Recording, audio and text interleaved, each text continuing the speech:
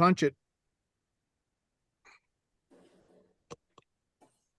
Well, I hope you all got a chance to watch the movie, probably again for most of you. But if not, I hope you got a chance to watch it. 1974 release, from Wikipedia. Cost of it was 2.6 million. It made 119.6 million. So very successful movie. That was early returns. Since then, I can't imagine how many dollars have been created for rentals since that time. Mel Brooks directed this and co-wrote the music, which was an Academy Award nominated feat. Madeline Kahn was nominated for Best Supporting Actress, and there was also a Academy Award nomination for film editing.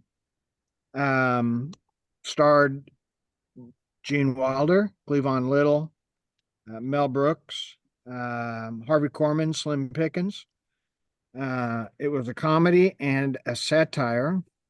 The racial themes were a strong component of the movie, and it was a movie that made fun of or lampooned blacks, whites, Jews, Native Americans, Nazis, KKK, Arabs, hillbillies, etc., etc. Very few were left untouched in the movie. So a successful monetary film, one of Mel Brooks' several films that fit into that satire mode, and one of several Gene Wilder, Mel Brooks films that followed that. He, of course, did The Producers and Young Frankenstein, some others that I don't have written down, but Spaceballs. I sure enjoyed it. It's not, to me, as funny as it was in 1974. Sorry, Jeff Arthur. But I still laughed when I watched it, not nearly as strongly as I did back then, because I think we are much more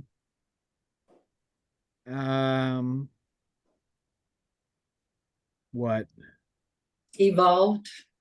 I don't know that that's it, but that's a good choice, Chris. Thank you. Woke. That's right. Woke. Politically correct. There. Yeah. So I read several reviews of this and articles about it, and a thing that I may have mentioned last week was, what do you think the role of satire is now? Does it have one? Is satire over? And more importantly, could this movie be made today? And I know one article I read from Mel Brooks said it couldn't be. One article I read from Whoopi Goldberg said absolutely it could be done again. I'm really curious. The movie's fine and fun and a lot of things, but could this happen today? And that's really what I want you guys to tell me. And if you enjoyed it or not. Well, I obviously enjoyed it. I don't think it could be made today. I think Hollywood's too woke for that. I think there is a place for satire, and you still see satire all the time. I think, and I've been thinking about this since you said this last week, Matt. This movie couldn't be made today. I think one of the intentions behind this was to try to take the teeth out of the word, the N word, and I think it failed miserably on that. I think it tried valiantly to do that, to castrate the word, but 50 years on, the word is prevalent, maybe more prevalent now than it was then. I mean, it's you see it in hip hop lyrics and in casual conversation by young people, and I think that the effort to neutralize the word because you didn't bring it up, but I think we all know that Richard Pryor was one of the writers on this. Correct. That there was going to be an effort to try and negate the word. Interestingly enough, I mean, Pryor used the N word in a lot of his stand-up routines until he got to a point where he went to Africa. I went to Kenya in particular, and said, you know, there are no folks like that in Kenya. There are hardworking folks, and he swore off using the word ever again in his comedy routine. I don't know if he used it in his private language or not in his personal conversations. But I mean, if there was an effort by him and another guy who was a writing partner of Pryor's, a guy by the name of Paul Mooney, who went on and was a writer with In Living Color. Mooney was also the guy that wrote that famous Saturday Night Live skit between Richard Pryor and Chevy Chase, where they were hurling epithets at one another. And he also swore off using the word because he said, you know, the intent was to defang it, and he failed. And I think the effort by Pryor and others to defang the word failed. I mean, you can look all over comedy, particularly black comedy, but not exclusively black comedy, and see people that will use that word and not get into trouble. It's not quite the same with white folks, white comedians, but you know, if this was an effort to defang the word, it failed, and you know, it was probably a noble effort, but it didn't happen. So, Mike, when you say Huh? when you say defang it, do you mean just people would stop using it, or that would take the connotation would disappear from it, or primarily to take the connotation away away from it. I don't think it's logical or ought to be expected that it would just erase from the vocabulary. So Mahoney, did you enjoy rewatching this? Yeah, I mean, it's a funny movie. Okay. Yeah. There's no doubt about that. Hi, Donna. Hi. There you are. You know, it's still a funny movie. I'm like you, Mattson, is that, you know, I've seen Blazing Saddles often enough that, you know, it doesn't hold the same comic punch as it did 50 years ago. But Right. there's some funny bits in that still, you know. But I was just defending, Donna, my premise here that part of the intent of this movie was to defang the N word, and I think it failed. So. Interesting. And I'm going to come back to this, and I'm going to leave it for right now and let you guys address your movie critique. But think about, how do you feel about hip hop's use of it? So, Jeff Arthur, what do you think? Well, it's not the first time I've seen it. I've seen it a few times, and I enjoyed seeing it again.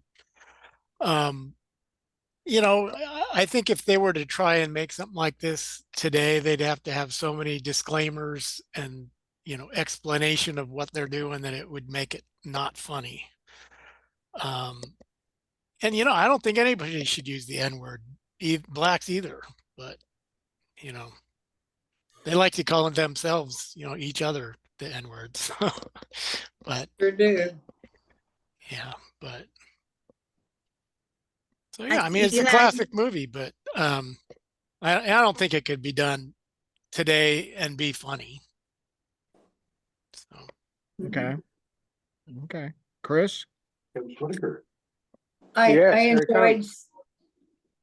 I enjoyed seeing it again. It's been many, many years, and I enjoyed the laughs and even all the satire. And it was just one line after another, just boom, boom, boom, boom. And you try to keep up with everything that's going on, and that's kind of mental juggling there. That was fun. I enjoyed it, but I agree. This could not be made today. Not in the same light, same vein, same type of comments that were made, and yeah. Whoopi Goldberg's comments about that it could be made today were that it was so out front, that it invoked the N word so many times that you couldn't avoid it, and therefore it could be used to do what I think Mel Brooks was trying to do, which was demystify it or something like that. But I certainly get what Mahoney and Jeff and Chris have both said, or all said, that it probably can't be done today, and I tend to agree with that. Jeff Because Copeland? as I think about this, and I didn't know about Whoopi Goldberg's comment, but the key word for me in this was not the N word, but the word moron. It seemed like they made an example of the rednecks and everybody that they made fun of. In some way or another, they made them look as stupid as they are. And so if they're using that word, it just says, okay, if you use that word, you're with this group of idiots. So why would you do that? You don't want to be like these people. And there's one point in the movie where one of them whispers to the other one, morons. And I think that was the essence of the movie for me. I kind of felt like they used every possible device that was known to comedy at that time, and I was fascinated by, like, as I think Chris said, it was constantly moving. There was one gag after another. Some of them were really stupid. Slim Pickens reaching down to find the froggy in the bathtub. I mean, are you kidding?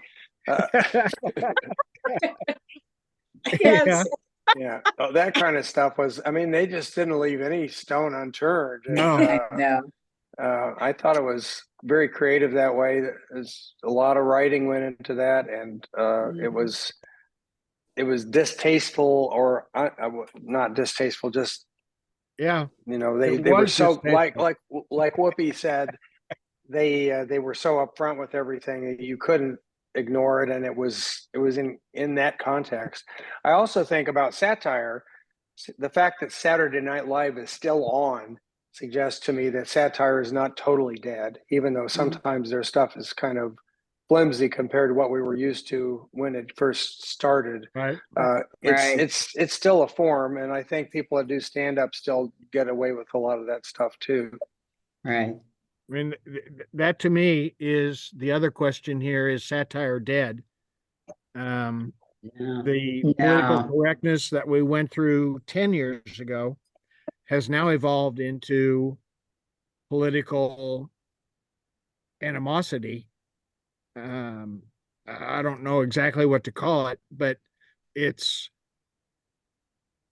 a totally different environment when you look at the MAGA crowd and the Rachel Maddow crowd. There's a distinct difference. Right. And I hope Whitaker can join us. But Donna, what do you think? Oh my gosh. Well, first of all, I love Mel Brooks. And what I love about Mel Brooks more than anything is that he can get away with things that nobody else could ever get away with, but he gets away with it. And it's because I think racism is the whole thing that carries that whole movie. It's all about racism. on, on so many levels, but racism. The Native Americans that Yes, speak you've got the Native Americans, you've got Jewish, you've got everybody, Chinese. So everybody is at picked on.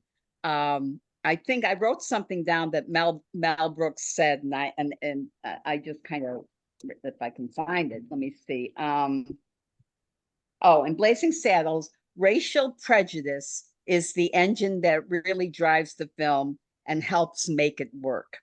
And it was, oh God, I hate when this happens. Who is the black comedian, set himself on fire? Richard Pryor. Right. Thank you.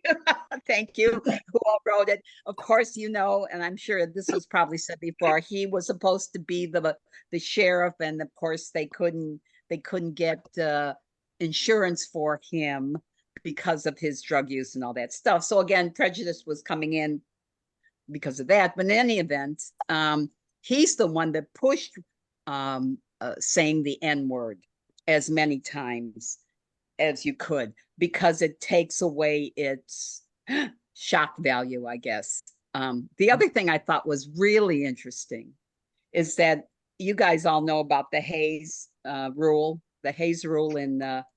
in film. I think it was probably in the 30s where all of a sudden, I forget his name, his name was Hayes, but I don't remember his first name. And he had a committee, and they decided that films could not say things and do things. And that's why after the early 30s, they couldn't do a lot of things and couldn't say a lot of things, and women couldn't, hi, Gare. Women couldn't wear certain things and all that. Well, that was there from the 30s up until 6 years before Blazing Saddles was made. Oh, 68. So, yeah. So it was from like the 30s to 68, where you couldn't say anything and do anything, and women couldn't You couldn't show them in the same bed. Pardon me? They couldn't show them in the same bed. That's right. Man and a woman. That's right. Because men and women don't sleep in the same bed, as we all know. So anyway, that's why I thought it was so interesting that all of a sudden there's this bloom of movies, and probably Scorsese's in there, and all of them that really are the ones that there's all kinds of things that you haven't seen before in movies. And this again is another one. I think Mel Brooks, I think he's brilliant. I think he can take if a Jewish man can make fun of Hitler in Springtime for Hitler, or the producers, and then when he does this one, I think it just makes it so ridiculous, that racism is so ridiculous. And that's what I thought was so good about it. Would it be made today? Probably not. As a white person, would I ever say the N-word? Absolutely not. I never did. I never could. I never would. However, if a black person in singing or is talking to, it'd be like me I don't know. I don't even know what I would never do this, but you know how women call each other bitches? I don't get that, but they do. I mean, younger women will call each other like it's the word sister. They'll call each other that. I don't agree with it. I would never do it, but I see how it's kind of a term of endearment, if I can use that. And I think with rapping, I think that's kind of what it is. It's just kind of a term that people might use within their own culture. One other thing I did want to say. So, the governor Petomane. Okay. So I was like, what the hell is Petomane? So then I looked up Petomania, because I thought, why would, I knew that it had to mean something. And maybe you guys talked about this already. I looked up Petomania, and I will tell you what Petomania is, if I could, or you guys might know. Oh, it's okay. It's in a term for a technique in producing sound effects by means of controlled farting. That's Awesome. that's Mel Brooks. That's hilarious. I'm glad I Oh, didn't yeah. know that until now. See, there you All go. these years I've been doing that, I didn't know what I was doing. Was You know, it there's a name controlled? for that. Yeah. Was it controlled? That's what I want to know. Nice one. Thank you for the reference. Absolutely, absolutely. Well, Mr. Sanders, what do you got? I read Brooks's autobiography a couple of years ago. It was like, I think it was called "Everything Is About Me." Oh, And, yeah, yeah. I got reinterested in this movie, and I went and bought the 30th anniversary of it at the time. And then Young Frankenstein. I love that movie. Yeah, I did too. Those two are the ones that I really like out of this whole oeuvre that he does, but he's got many more. I think it's interesting that Whoopi Goldberg said this movie could be made. I would disagree with her, but her husband at the time, or maybe they were not, maybe they were just lovers, Ted Danson appeared at I think it was an Emmy thing or something. where she- Blackface. in blackface, and Yeah. that took him 2 decades to live that down. He apologized over and over. So I don't know where she feels like this could be so easily done. I would tend to disagree. It's just, it was a different era, it's a different time, Right. all that kind of stuff. It's funny still, and I'm sure it still gets rented, and I'm sure people still buys DVDs and stuff too, like I did. So and then out of the two, I would put Young Frankenstein a little bit higher. It's got some elements, like Frankenstein is an outlier and nobody likes him, and he feels sorry for himself, and he goes through his like Carrie would say, he goes through this arc where he meets with Gene Hackman and all this kind of stuff, and he becomes a song and dance man. They turn him into an attraction on the stage. I and all love that it. sort of Yeah, yeah. Yeah, lucky scared Gary away. I was going to say, Uh-oh. we lost our Yeah, we foreign did. We traveler. scared him away. Well, that's a background I hadn't seen for a long time. I didn't know where he was coming from. Is that Panama? Where was it? No. I don't know He's where he is. home. I thought he think was they home, flew but I don't home. know. Yeah. He's home. He finally home? learned how to blur his background. So Well, then I'll call him for golf next week. there you go.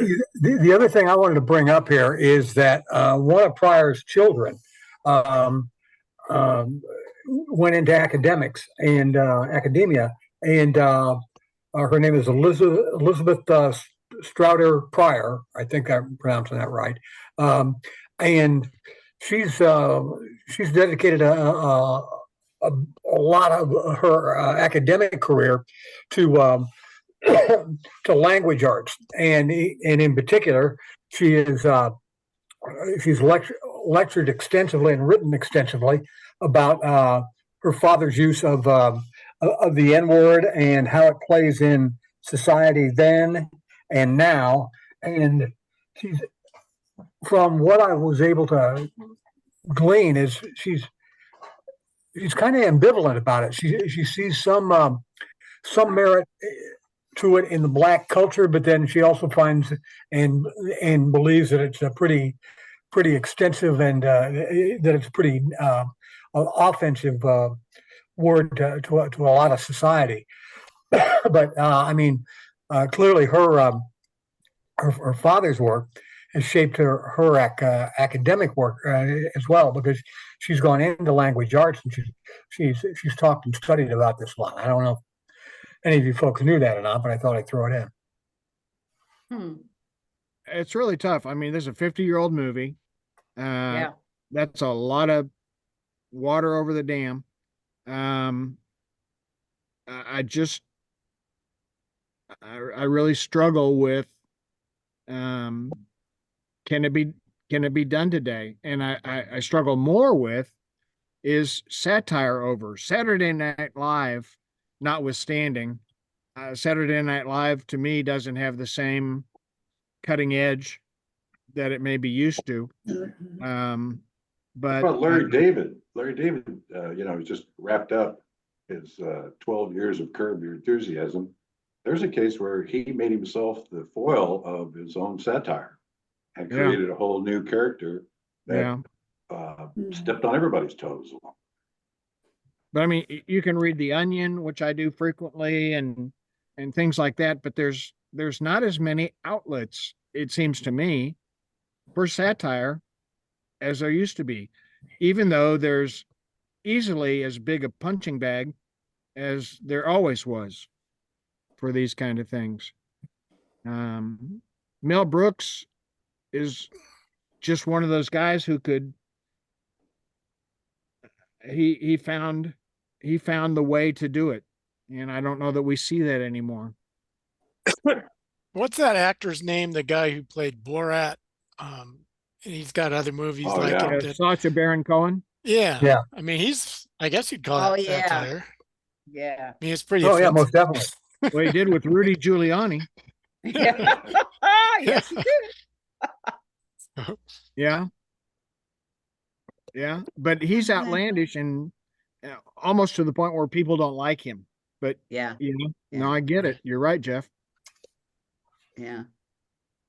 I think Saturday Night Live, well, it's more like, I don't know if it's satire as much as it is sketch comedy. Right. And that's a whole different, I think, to me, it seems like it's a different type of comedy. I don't even know if I'd call, well, I guess I would call Blazing satire, but I think there's so much in it. There's so many things in it that every single scene you kind of, you have to look at, well,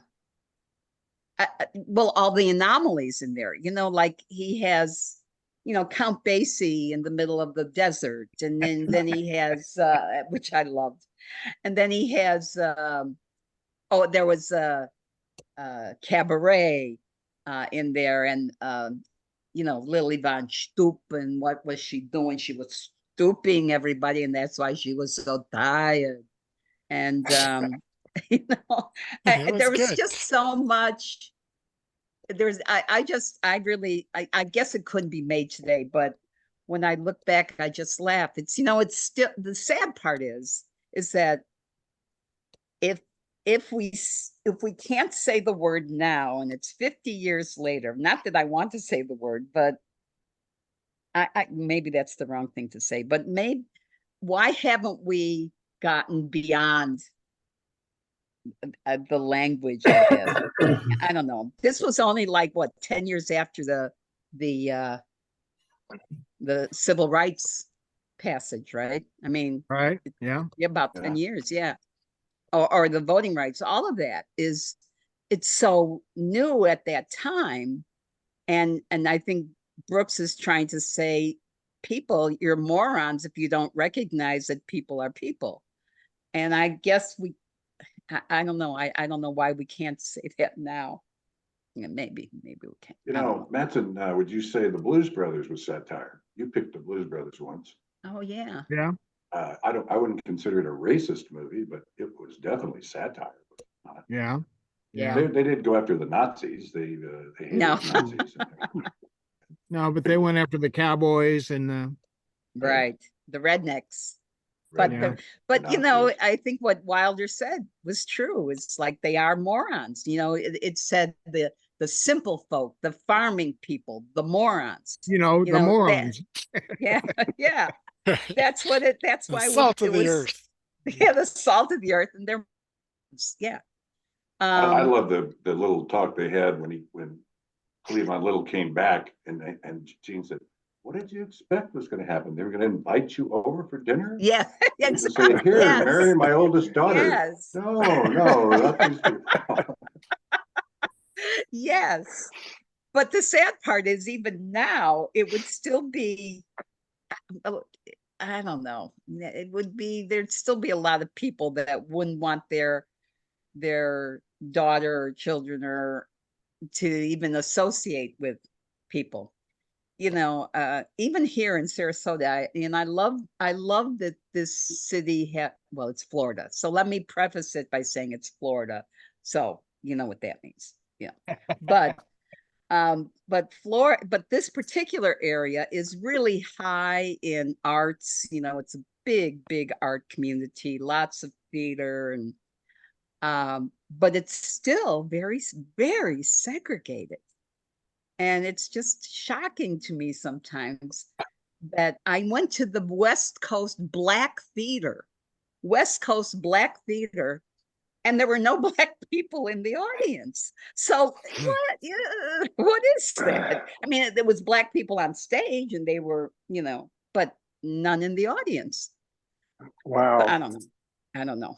It's very strange. What do you think of all the books that are getting banned in places like Oh, Alabama please. and Florida? Should we be My book banning club- movies like this? Oh, sure. They're next. passing legislation to put librarians in jail for Yes. allowing banned books to get checked out. I mean, that's We have a banned book club. Yeah. So, that's so that we can Are the books mean- banned or are you banned? So they Yeah. can read Banned book banned club. books.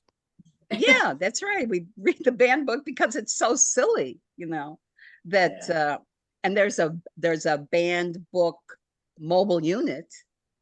I mean, it's so crazy here.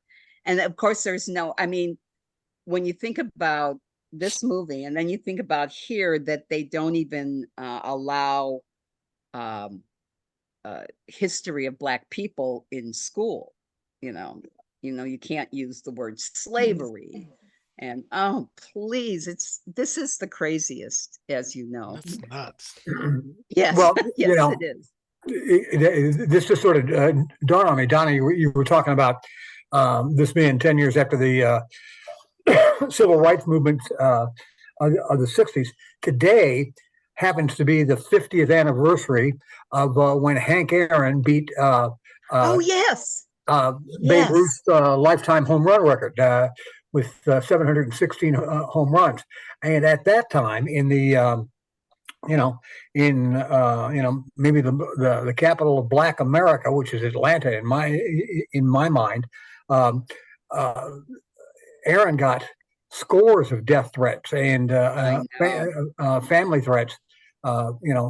Hurled his way 50 years ago, and I mean that's why I'm saying I don't think the movie could be made today. I don't think the effort to defang the word succeeded. Right.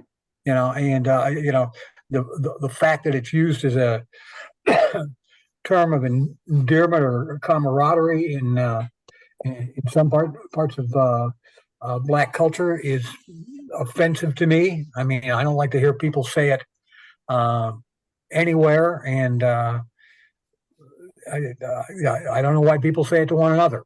So I don't know. I had a next door neighbor quite a few years ago now who used the word when he was talking about a Black weather forecaster that we had here in town, and I never spoke to the guy again. I mean, yeah, it's unbelievable sometimes when you hear people that you think they're like normal, and then they say that, and you're like, are you effing kidding me?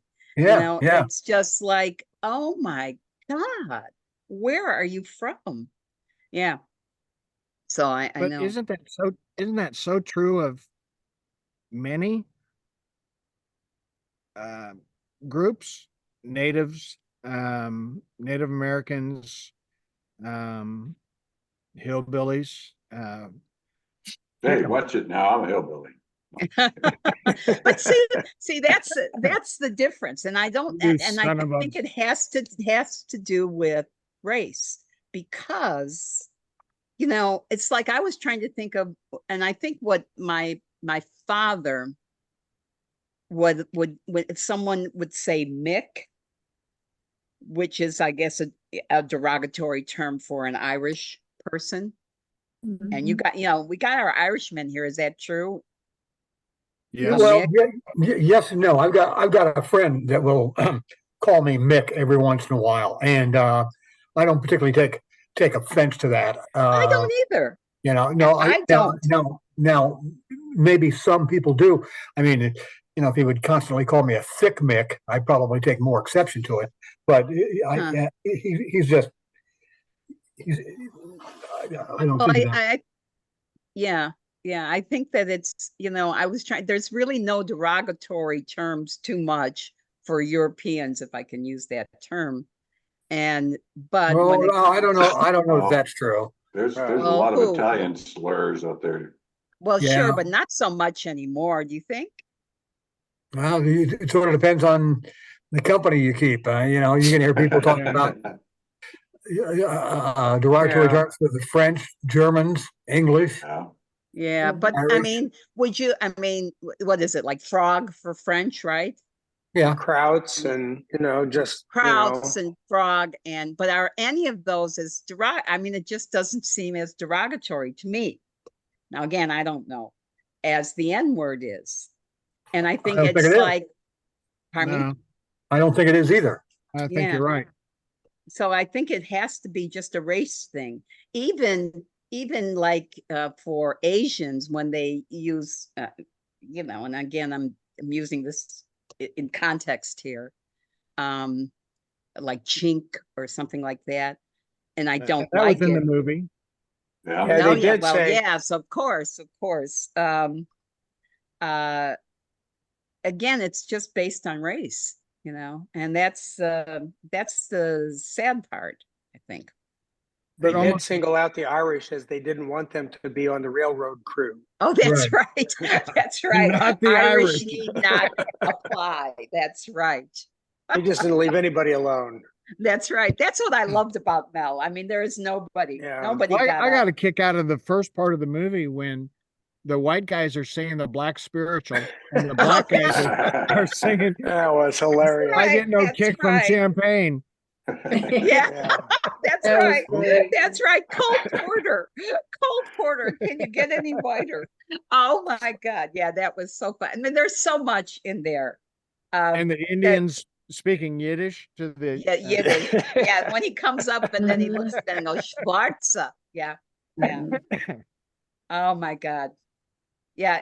I mean, it's just a funny movie. And I mean, my point is that, yeah, there's still a lot of morons out there and we haven't gone that far. Yeah. That's true. 50 years and still got morons. And we see, yes. Seems like more of them too. Yeah. Yes, multiplying. they are And in multiplying. positions of power. Yeah, Yeah. that's the scary part. That's the really scary part. But I don't know if there are more of them, but they have access to more avenues of information. yeah. Well, I think they're not yes. And they say whatever they want to say now, where before they were under the radar, not anymore. They're Well, out there. I think if they avoid the N word, they get away with most anything. Yeah. I think I the think you're N word right. is just on that side of we don't do that. Yeah. Even Yeah. the people you'd expect it from. Yeah. Well, probably, I yeah. don't know. Yeah, they're probably saying it under their breath, but not letting anybody know. Well, thank you for humoring me with this movie. I hope you guys enjoyed it. Oh, it was Oh, a yeah. great pick. Great pick. I'm sorry we lost Wit. I don't know where he was. Did Yeah, he I say don't he's know at what home? happened or where he was. I was No, I think you hoping. prompted a good discussion here, Matt. And I think that was the point of this. Sometimes when we do these movies that that are just outright classics, it's hard to take them apart because everybody goes, "This is a great movie." But Yeah. I mean, this was Yeah. a good way to discuss this. I mean, Oh. I just really serious about have we seen the end of satire? That to me I is a hope not. huge I deal. just hope not. We got to have another Mel. One of the things I meant to say, and I laughed because I read that Mel Brooks said that he wanted the sheriff to be named Tex X. as a tribute to Malcolm X. But they didn't let him do it. He also offered that role, he offered the Waco Kid role to John Wayne. Yeah. Oh, yes, yes, I And he read turned it that. down, And but he John said he Wayne was said, first in line to see the movie. he said that Yeah. would be a little blue for my, you know, Yeah, it's too dirty. He said it was too me, dirty. but I'll be the first in line to buy a Well, ticket. I thought John Wayne was famous for being racist. Well, he is. He He is. was. I don't know if he's Sorry, he famous for it, was. but he's certainly known for it these days. Yeah. Yeah, Especially But about you know what natives, he- though, Jeff. yeah. What's that? But he's, Especially about natives, Native Americans. Oh, okay. Yeah. yeah. I don't know if he even had black people in his movies. No, Yeah, I'm he sure had, not. there Unless was they one were a guy, servant. Yeah. there was one guy in John Ford's company by the name of I think his name was Woody Stroud, and he's in a number of John Wayne, John Ford movies, and the way I recall it is Wayne didn't care for him too much, partly because he thought that Stroud was a better athlete at USC than he was, and then continued to be a better athlete and better in shape than Wayne was when they were in the movies. Oh, my. I didn't know that. Yeah. Mike, That's good. Mike, one thing I looked up, I guess it's the macabre side of me, but I wondered how many of the major actors in the movie were still alive. Anybody? Take a guess.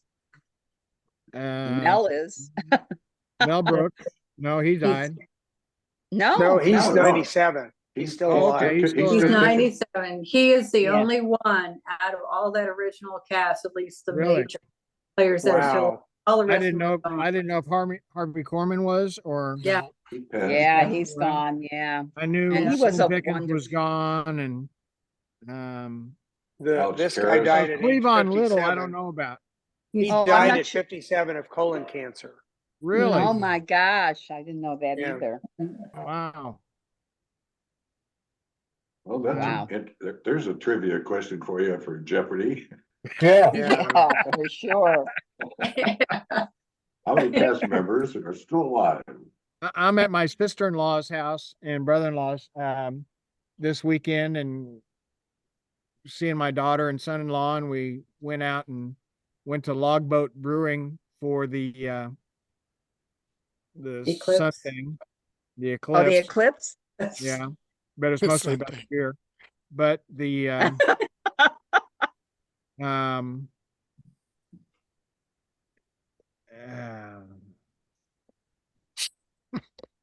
I forgot lost where your I'm train of going with it. Another beer. Welcome to my world. Yeah. There you go. So Yeah. Anyway, I'm glad you guys enjoyed it, and it is a good experience. And It is. Mm. 50-year-old movies, we got a chance to see one a couple weeks ago, Jeff Copeland's recommendation, and but this one is more of a thinking, not than Jeff's, I don't mean that, but just it's a real thinking process about Yeah. There's a where we're lot of at different today. things. Yeah, Yeah, yeah. I Yeah. would agree with that, certainly. It's a funny movie, but it's more thought process than you might think. Yeah. That's true. So true. So Donna, Yes. who's next? Me. Chris. Oh, Chris, that's right. Chris is gonna do it. Yeah, because Pete's not Mhm. here. Right. So are you guys ready to pack your bags again? We're gonna take another trip. There you go. Yeah. We're gonna leave the sandlot of sunny Southern California. We're gonna fly east to Hampton, Virginia. What? And we're gonna what? We're gonna What? visit. We're gonna visit the Langley Research Center, which is a division of NASA. And we're gonna meet Katherine Johnson, Dorothy Vaughan, and Mary Jackson. Is this Oh, numbers? These Ah. three women were the brains behind one of the greatest operations in history, and that Yep. is the launch of astronaut John Glenn into orbit. yes. The movie is Hidden Figures. Yeah, that's a Yes. great movie. That's a very good movie. Love it. Thank you. So that's my Oh, that'd pick. be great. It's No N-words here. available. No, I don't think so. Kind of the opposite. Yeah. Yeah, Oh, that's Yeah. a great pick. well All three done. That's a ladies great are pick. black.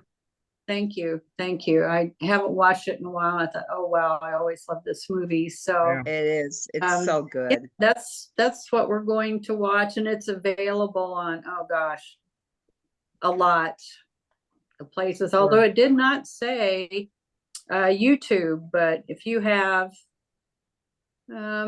subscriptions to Disney, Fubo, Hulu, and Sling, I guess you can watch it for free on that, and then the rest of them are $3.99, $3.79, or whatever. So that's what we're gonna do. Okay, Perfect. good choice. And then should we just, Thank you. when Pete comes back next time, count on him? getting Yeah. it, Back letting up. letting Yeah. it Hey, step Jeff, back in. Arthur, do you Yeah. upload this to YouTube or do you give it to Bill? I sent it to Bill last time. Okay, Yeah, I don't well, have you can access send to him your his email. YouTube. Just Hey, tell how's him Bill that doing, by Pete's the way? next. Is he okay? Yeah, How's Bill's he doing? just watching the The sun. eclipse in Arkansas someplace or something Yeah. like that. Yeah, On the Buffalo River. yeah. So if I said to any one of you, if you saw a plant today that looked interesting and only cost $1.95, and I said, but do not buy it, would you know what I was talking about? Anybody?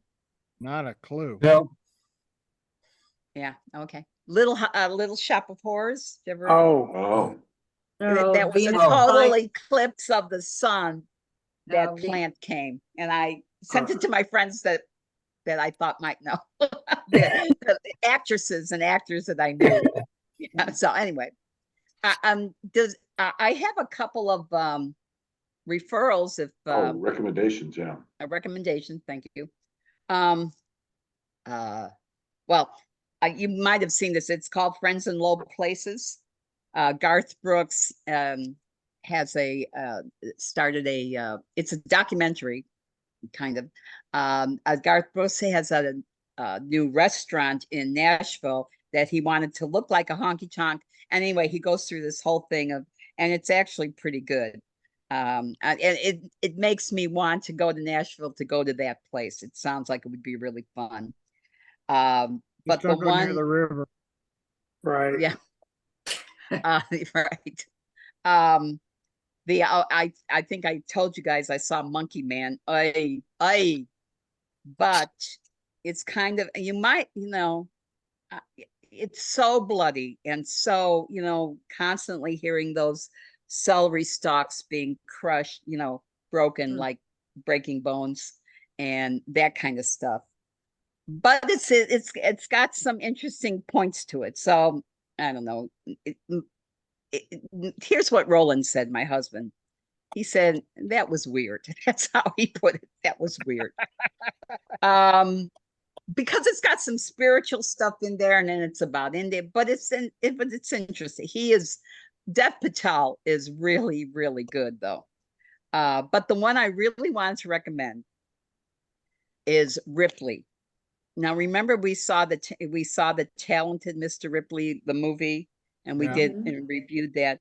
Well, Ripley is a 8-part series, and even though the story completely different, well, the story isn't different, but the character is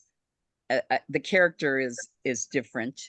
But the best part about it was the cinematography and the lighting. It is drop dead gorgeous, especially the scenes in Italy. Every So it's the scene, same story, it's the same story, just in a but 8-part series. different. The character is way different than the Matt Damon character, and but it's the same story. But I think the way it's shot, it's so beautiful, And because I knew the story, I kept on looking at the backgrounds and the lighting, and it is so beautiful that I think it's like a fine art painting. The cinematography and the lighting is unbelievable and really, really beautiful. Where But is it's that? slow. It's on Netflix. It's a slower pace, and that's the one thing that you kind of have to get used to. But if you can at least take it until you get to Italy, because the Italy is so beautiful. Everything, I just really love the way it was shot. So it's kind of shot in a film noir kind of feel. So, Anybody and the else? other one I was going to say is Bosch. Go ahead. Which one? Bosch. You know, in the 70s or 80s, I don't remember, Mike Connolly wrote numerous books, and I read them back then. He's a detective. But now the series, it's called Bosch, Bosch, and then Bosch Legacy, but Bosch is the one. So it's Michael Connolly's book, if you ever read those. And I think it's probably maybe 80s or 90s. I don't remember, but it's a detective. He's a LA police detective. So Well, I got one, Sanders- speaking of LA police detectives, John Sugar, which is Colin Farrell. oh on yeah, Apple yeah, I TV wanted Plus. to see.